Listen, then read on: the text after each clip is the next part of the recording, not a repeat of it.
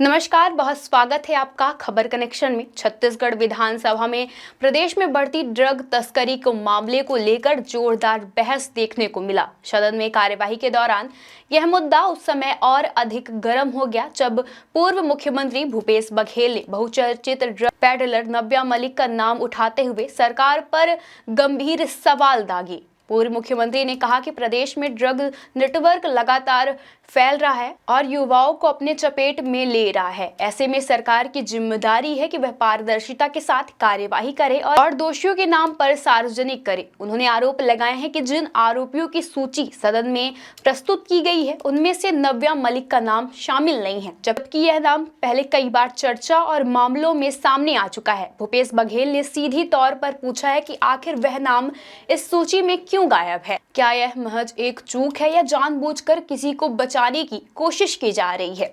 उन्होंने कहा है कि यदि सरकार के पास जानकारी है तो उसे स्पष्ट करना चाहिए, यदि जानकारी नहीं है तो यह बहुत गंभीर बात है।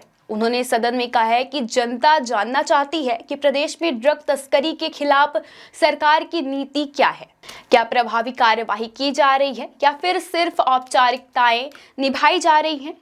उन्होंने यह भी सवाल उठाए हैं कि यदि किसी आरोपी का नाम जांच रिपोर्ट या पुलिस रिकॉर्ड में दर्ज नहीं है तो उसे आधिकारिक उत्तर में शामिल क्यों नहीं किया गया। सदन में मौजूद सदस्यों के बीच यह मुद्दा काफी हलचल के बीच रहा। वहीं विपक्ष ने इसे पारदर्शिता और जवाबदेही का मामला बताया है। उन्होंने कहा था कि ड्रग तस्करी जैसे गंभीर अपराध में किसी भी प्रकार की जानकारी छिपाना युवाओं के भविष्य के साथ खिलवाड़ है।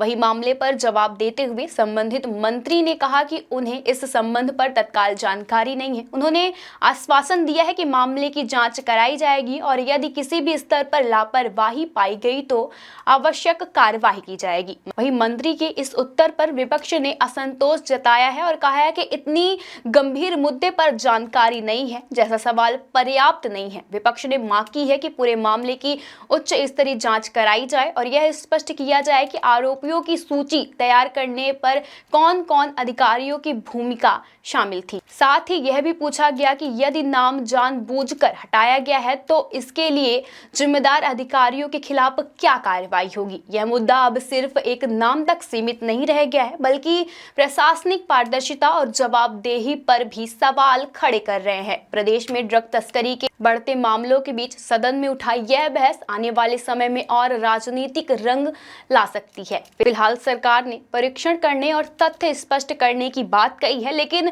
विपक्ष ने संकेत दिए हैं कि जब तक संतोषजनक जवाब नहीं मिलता तब तक यह मुद्दा उठा रहेगा। अब देखना यह होगा कि जांच के बाद क्या तथ्य सामने आते हैं और क्या सचमुच किसी स्तर पर लापरवाही हुई है या सिर्फ सूची तैयार करने में तकनीकी त्रुटि थी।